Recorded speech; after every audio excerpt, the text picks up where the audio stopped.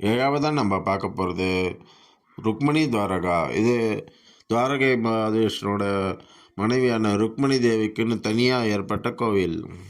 இந்த கோவில் துவாரகாலேருந்து 2 கிலோமீட்டர் தள்ளி இருக்குது. இது ஏன் தனியாக இருக்குன்றதுக்கு தனியாக ஒரு ஸ்டோரி இருக்குது.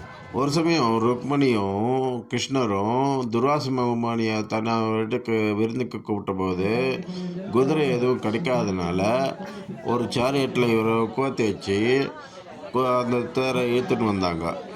அப்போ ருக்மணி தேவிக்கு ரொம்ப தாகம் ஏற்பட்டிருக்கு. அதை கிருஷ்ணர்கிட்ட சொன்னபோது கிருஷ்ணர் காலால் தரை கீழே கங்கையை உருவாக்கி கிருஷ்ணர் ருக்மணியோட தாகத்தை தீர்த்தார்.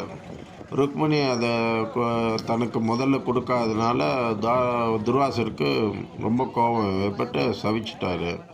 நீ கிருஷ்ணரை விட்டு தனியாக பிரிஞ்சு போ அப்படின்னு. 12 வருஷம் தனியாக இந்த இடத்துல இருந்து தவம் பண்ணி இந்த தாவத்தை போக்கினார்னு அந்த 12 வருஷ காலமும் தவம் செஞ்சு அந்த காலத்தை கழிச்சு தான் கூறப்படுறது.